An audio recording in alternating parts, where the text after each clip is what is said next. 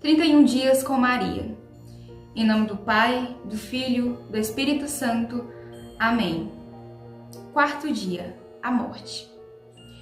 A morte é a parte da vida eterna. Através dela se entra no além. É uma passagem obrigatória, é destino do homem morrer. Um destino que leva à marca da culpa original. A morte é o solário do pecado. Por isso é terrível morrer. E a morte nos demonstra cruamente quanto é verdadeira a palavra de Deus. Lembra-te, homem, que és pó e ao pó voltarás.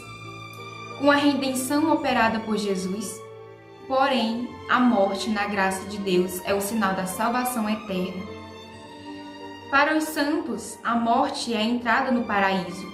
São Paulo parece gritar de alegria quando escreve: para mim, a morte é um lucro. Por isto, São Thomas Morus, condenado à morte pelos heréticos no dia do suplício, quis vestir sua roupa mais linda e preciosa. E São Carlos Borromeu se fez pintar um quadro sobre a morte, que figurava um moribundo cheio de serenidade. Perto dele estava um anjo lindo com uma chave de ouro na mão, pronto para abrir a porta do paraíso. Que graça é morrer santo! Preciosa para Deus é a morte dos santos. Quando, como, onde? A morte, ela é a coisa mais certa. Mas ignoramos quando virá, como virá, onde virá. Só pode morrer no seio eterno ou com 100 anos de idade. Se pode morrer na própria cama ou no meio da rua. Ao deitar-nos, não sabemos se veremos o sol ao levantar. Não sabemos se chegaremos à noite. Estamos certos só disso. Não sabemos o dia e nem a hora. A morte chegará como um ladrão noturno, ou seja, escondida e de surpresa. Por isso Jesus nos avisa com energia: estejais prontos, porque na hora que não creis, o Filho do Homem chegará. E não refletimos que em tal modo nos parecemos como avestruzes, que põem a cabeça dentro da areia para não ver o perigo que a destrói. Que tragédia será uma má morte, só entenderemos na eternidade. O demônio bem sabe quanto é saudável o pensamento da morte. Por isso, o faz parecer uma coisa terrível, tendo-nos despreocupados e felizes entre os vícios e pecados. O Papa Pio VI um dia se apresentou a uma senhora pedindo uma lembrança pessoal. O Papa estava na rua, observou a senhora vestida de luxo, mundano, se inclinou ao chão, recolheu um pouco de pó e fez na testa da senhora uma cruz, dizendo: lembra-te que és pó e ao pó voltarás. Não lhe poderia dar uma lembrança mais pessoal. Somos capazes de preencher os nossos dias de trabalho e de vestimento, de sexo, de política, de esportes, de fumo, de televisão e de internet.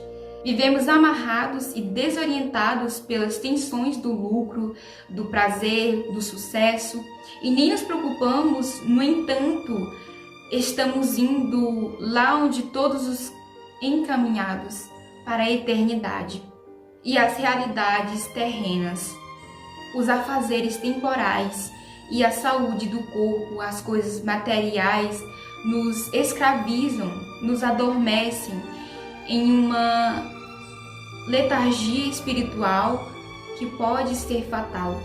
Jesus nos recomendou muitas vezes no Evangelho de nos fazermos achar acordados espiritualmente e operosos para o reino dos céus.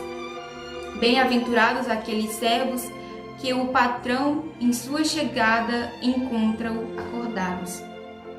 Estar acordados ou estar prontos significa, sobretudo, viver sempre na graça de Deus, evitando o pecado mortal, ou pedindo imediatamente o perdão e confessando-se o mais cedo possível, se houver a desgraça de cair. São João Bosco dizia aos seus jovens que acordassem até mesmo às 2 da madrugada para se confessarem se tivessem caído em um pecado mortal. Deve estar a primária e absoluta preocupação de todo cristão. Em qualquer momento, a morte com a sua imperdoável foice me deve achar na graça de Deus. Na hora da nossa morte, de Nossa Senhora obteremos a graça de uma morte boa. Esta graça é tão importante que a Igreja nos ensina a pedi-la a cada Ave Maria. Rogai por nós agora e na hora de nossa morte. A morte de quem amou Maria, de quem invocou Maria. Santa Maria Madalena Sofia Barate dizia que a morte de um verdadeiro devoto de Maria é um pulo de um menino entre os braços da mãe. Quando São João Bosco teve a aparição de São Domingos Sábio, poucos dias depois que este havia morrido, quis dizer-lhe esta pergunta: diga-me, Domingos, qual foi a coisa mais consoladora para ti na hora da morte? Dom Bosco, adivinhe, talvez o pensamento de ter bem guardado o lírico da pureza? Não. Talvez o pensamento das penitências feitas durante a vida? Nem isso. Então terá sido a consciência tranquila, livre de todo o pecado. Este pensamento me fez bem, mas a coisa mais consoladora para mim na hora da morte foi pensar que tinha sido devoto de Nossa Senhora. Digo aos seus jovens e recomende com insistência a devoção de Nossa Senhora. Oferecer o dia pelos moribundos, viver como se fosse o último dia de vida, ler e meditar a parábola das 10 virgens. 31 dias com Maria. Em nome do Pai, do Filho, do Espírito Santo. Amém.